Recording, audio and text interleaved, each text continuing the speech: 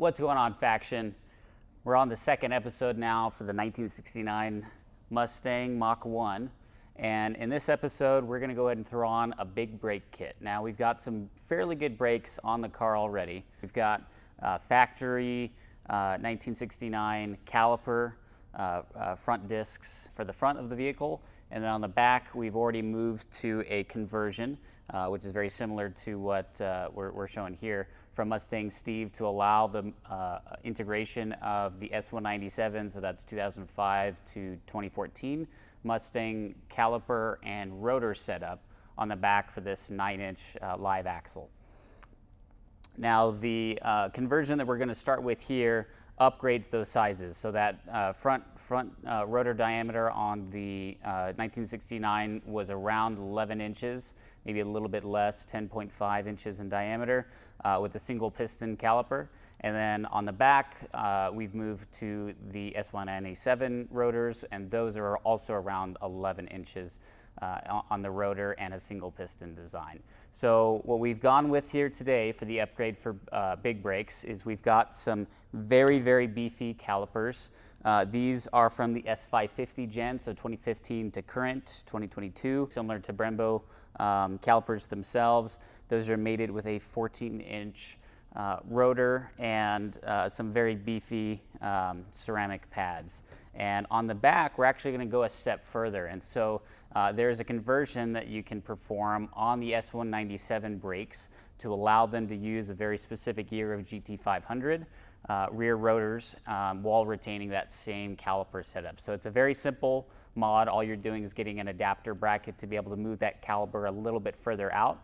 And you're essentially moving from that 11-inch rear rotor to a 13-inch, a little bit larger than that, 13.7, 13.8. And so in essence, we've got a 13, 14-inch in the back and in the front. These rotors are about 14 as well. Obviously, the front rotors on a vehicle are much beefier to be able to take the majority of the load there. That's about 70%, 60 to 70% on the front loading of a vehicle with those brakes. So definitely need some beefy rotors to be able to dissipate the heat. And specifically for this car, right, I mean, this, I think for a lot of people would be way overkill. The nice part is we've already got 18-inch wheels, which is a requirement to be able to run this big of a big brake package, as well as we've got a lot of power that we got to stop. So, you know, any kind of autocross or just drag strip stuff, being able to stop quickly is very important. Otherwise, you're going to have serious issues. So what we're going to go ahead and do today is go through cleaning up these front S550 calipers. We're going to end up painting them black, throwing on some stickers and stuff, cleaning up the rest of the parts here. We'll overview the Mustang Steve adapters. So shout out to Mustang Steve. They make some really great kits for different Mustangs and early model vehicles for late model parts. And one of the conversions that we have to get into is moving from the 1969 disc spindles to essentially the drum spindles. And that's ultimately what allows the big brake kit from Mustang Steve to work, is the new spindles here. So you can see, kind of just grab one of these. This is a 1970 front hub assembly.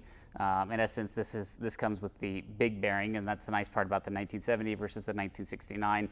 There's a little bit difference in the size of that bearing on this assembly. So these hub bearings will allow the adaptation of this kit, which you can see here. This is essentially the bracket, series of brackets that ends up getting placed on, and so we will end up having something a little bit like this. Might be on the wrong way, but regardless, this will ultimately allow us to attach these big Brembo copies, and then we'll have some really good stopping power on the front. So stay tuned. We're going to get this prepped up, get them painted, and then we're going to move to uninstalling the current ones from the vehicle, throwing on these new hub assemblies, getting rid of the old ones, and yeah, stay tuned. All right, so here's a little bit closer view of these S550 calipers. And so these are actually a takeoff with a very low mileage. 2016, I think it was, S550, only had like 4,000 miles on it. Regardless, these are what it comes standard on the GT and on the 5.0 non-performance brake package trim levels. And so these are 4-piston, 4-pot calipers, and I mean, just take a look at how beefy some of these pads are. So these are the old pads that are coming out of it. Luckily, we've got most of the hardware. We've got some brand new pads that we're going to be swapping in there. Obviously, brand new rotors as well. We should have just about everything here to get it to work here today. We may need an adapter to go to our original steel line for our brake line adaptation from the coiled line, but regardless, we should have everything we need here. So we're going to go ahead and start with cleaning all these up. They obviously, again, had a little bit of miles on them, so we're going to try and get some of this grit and grime out, clean them up, maybe clean up the screws a little bit as well, and then mask it off for painting, get it all painted. We'll have essentially a two-stage on it, a base coat and a clear coat, and yeah, we'll go ahead and get it, let them dry, get everything finished here, and then we'll move on to the parts for the rest of the car.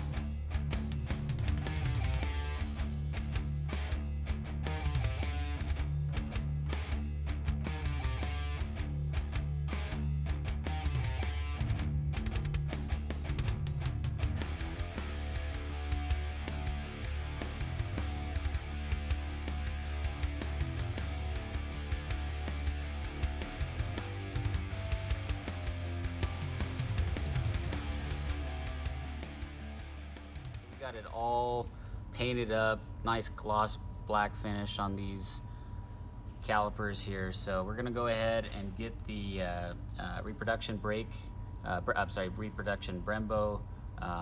decals back on. These are high temp decals. Get them resituated, and then once we get those, we'll take some of the masking off. Wish we could have done that sooner while it was drying, but we just left it to dry. Regardless, we'll take off the masking, shouldn't matter too much. Clean it up, make sure there's grease where there needs to be on these calipers, and then we're going to start throwing it on the car.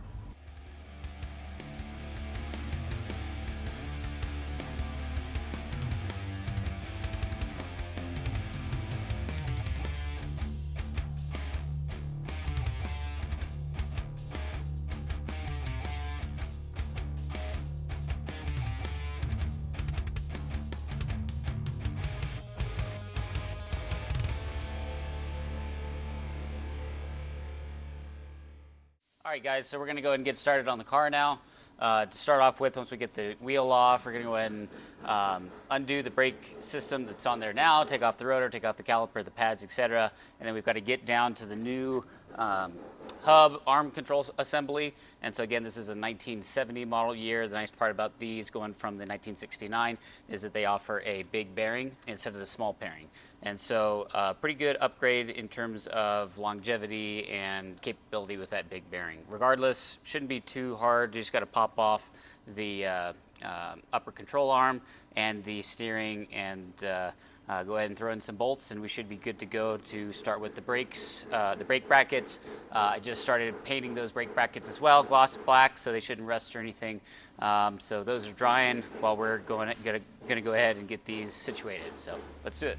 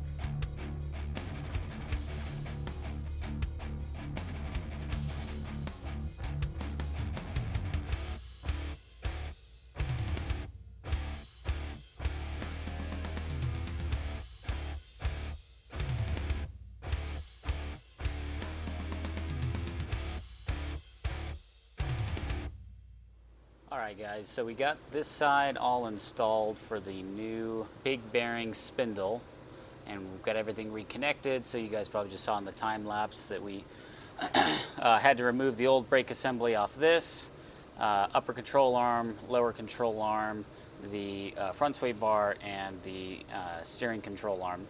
And so just a couple of joints that we had to pop there with our joint separator. And once those are once those are removed, then we just rip this whole thing out with the sway bar out. It gives us enough clearance here since this isn't under spring tension like the top control arm is. And we just take it out. Then I threw in this big bearing 1970 model and tightened up all the other bearing joints here and reattached the sway bars. So one thing I wanted to mention, I remember in the first episode of the introduction for the 1969 Mach 1 Mustang here that we were talking about a little bit more. I wanted to elaborate a little bit more on the Shelby drop for the fronts of these. So there's tons of videos on it.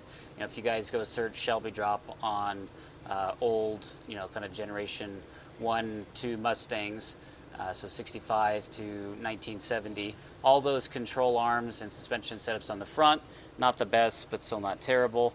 Setups could be improved with something called the Shelby drop. The Shelby drop basically is taking the control arm here, this upper control arm, and moving it down about 1 inch. And so there's some templates you can get online or create, really just up to you. And in essence, if you guys see, there's a hole up here. So those were the original mount points for this upper control arm.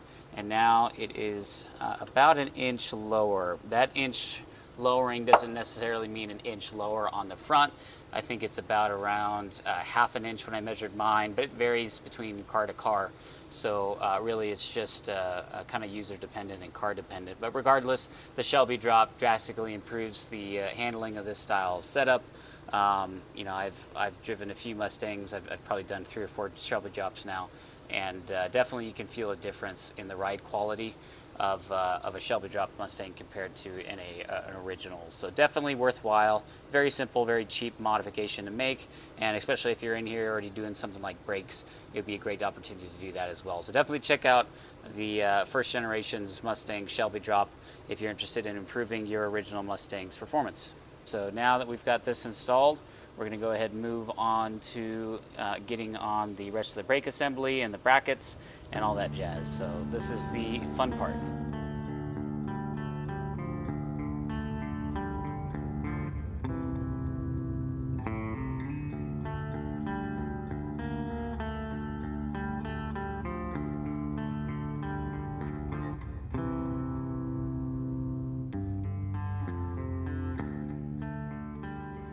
So the one part that you cannot get from any kind of vendor or distributor for this brake build is the hubs for the big bearing. And so these guys, I was very lucky, was able to get them for a pretty good price off of eBay, left and right hub. And so these go over the new big bearing spindles. And we got some new bearings we're gonna throw in here. But first, obviously, we gotta go ahead and get these cleaned up, get all the grease out, get all the rust off, get the threads cleaned up. Looks like they need a little bit of work. Otherwise, get them cleaned up, get them painted, and yeah, then we'll throw the bearings in, get them all packed, and put them on the spindles here. So let's go ahead and get this done.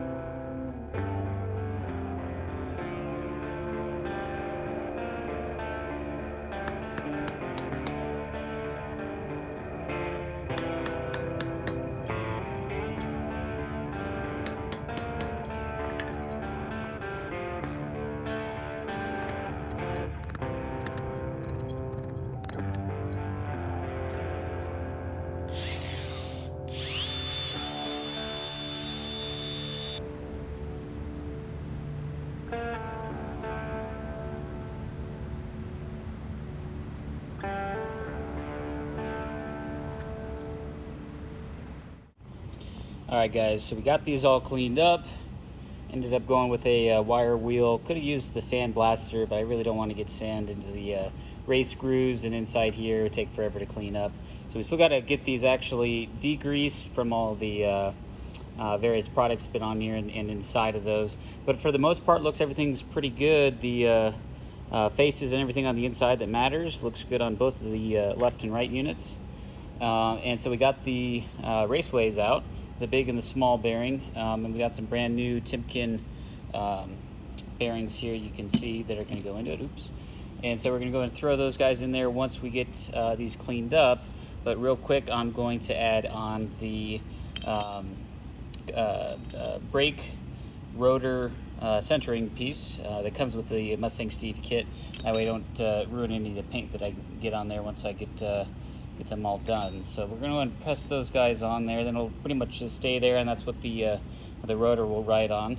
Other than that, we'll go ahead and get some new studs in. We got one of the studs here, it is, left over. So these guys are just a little bit too short. We're going to end up trying to go with some 2 1/4 or 3-inch length studs, so we can make sure we get plenty of length in there for a spacer if need be, as well as just the added tolerance of this new rotors compared to what the drums would have been on here just by themselves and in the wheel. So we're going to get the parts here cleaned up, get some stuff pressed in, and all painted, looking nice, and yeah, we should be good to go.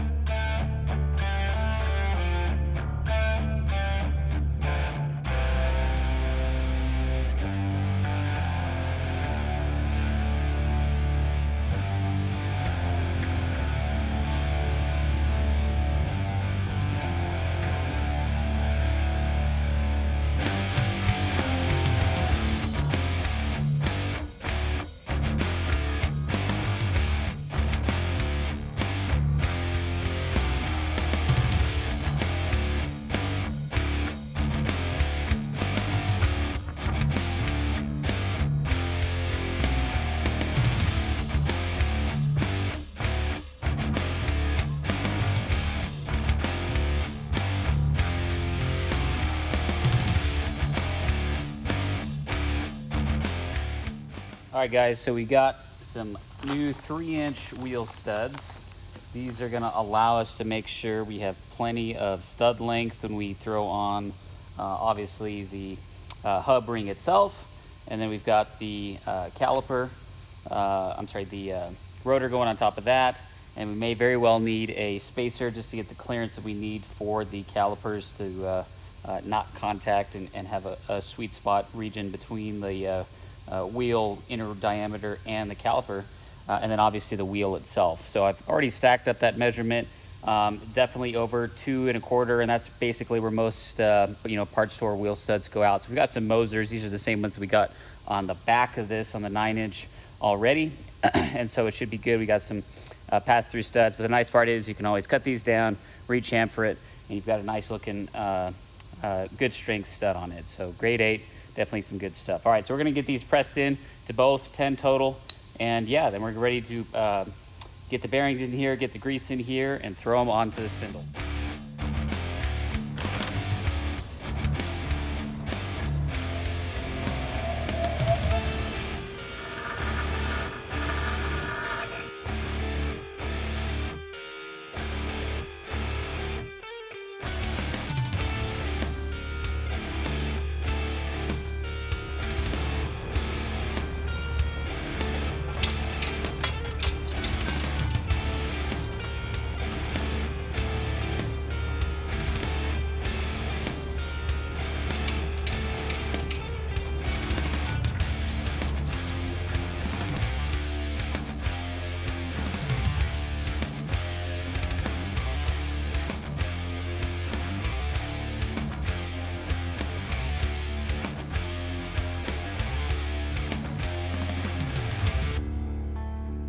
Alright guys, so we got the studs in, they're looking good. A little bit of issues, not too bad. Getting them straight, long studs. Wish I had a longer straight bar for it, but regardless, got them in there. The last step, we got to get these bearings into the back, and as well as the seals, and make sure everything's all greased up, and then we'll go ahead and throw them on there, and then that front bearing goes in there once the spindle's on. So yeah, let's go and get these guys in there, get them all greased up.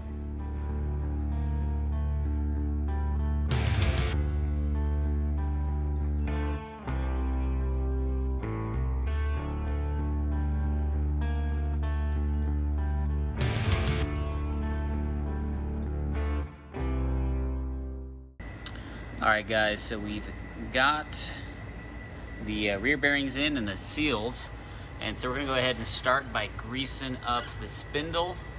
Got a little bit there already, so we're going to go ahead and grease this back part, and make sure it's got plenty of lubricant as we slide it on. We don't want to tear the seal or anything like that. Once we got that all lubricated, one thing I've been playing with here off camera is figuring out how the bracket stack works. And so you can kind of see here, we've got the base bracket. That base bracket has to go on before with the hub assembly because it's captivated by it. And we've got the intermediate bracket and the final actual caliper bracket here. Both of them have a notch cut out. Not sure why this one's not quite the same. Regardless, both of them have a notch cut out so that we can get the 3/8/16 bolts through and actually attached, sandwiching that bracket to these 4 bolts here.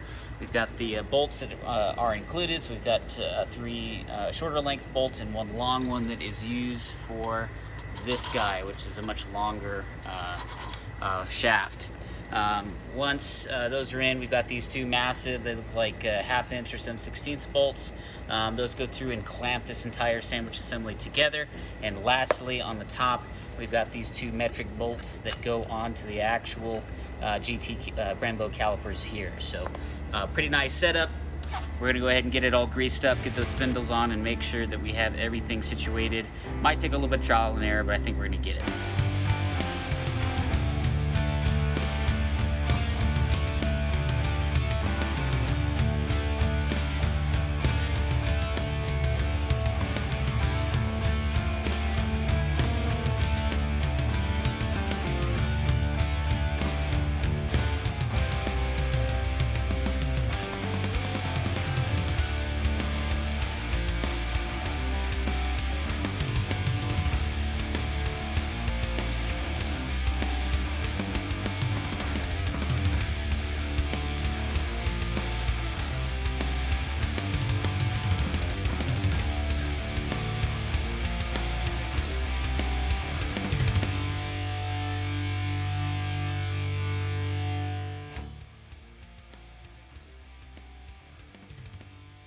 Alright guys, we're going to jump a little bit ahead here to show you what we found. So when we actually got the caliper and rotor package onto the new spindle that we just installed, we noticed that, as you can see here, the actual rotor was contacting the face of the caliper, making it not viable to use. So what we realized is we needed to end up making a custom additional bracket that we talk about here.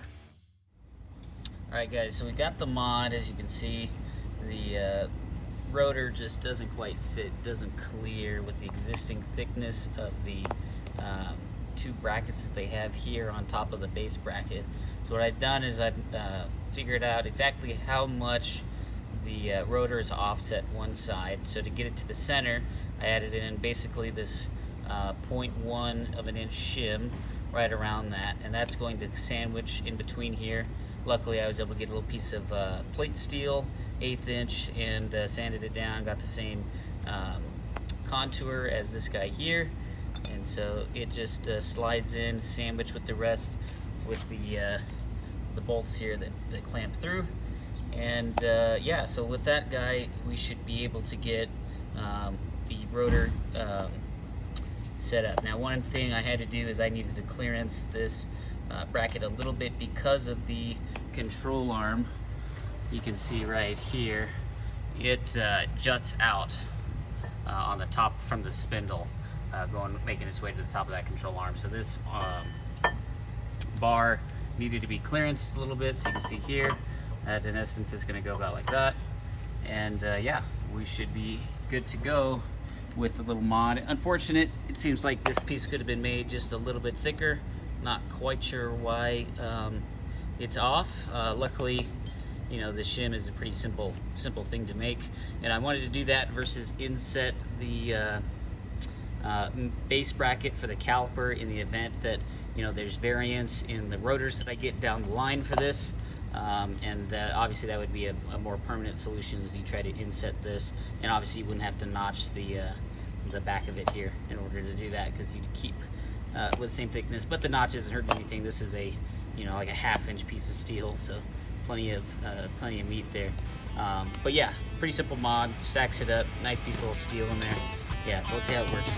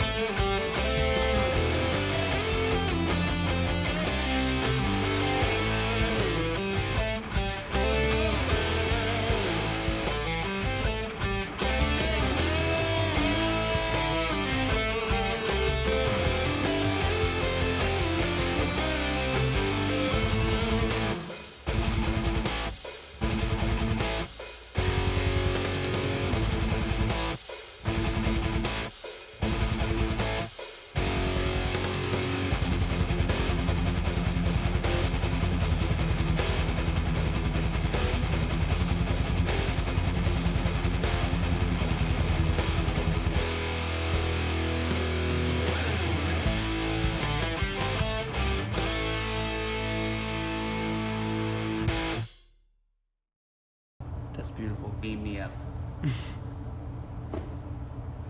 Dang, you look like Naruto. That thing's crazy.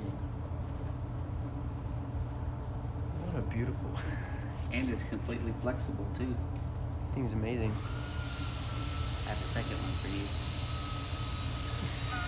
Such a sweetheart. Let's work on the Bronco, Joe.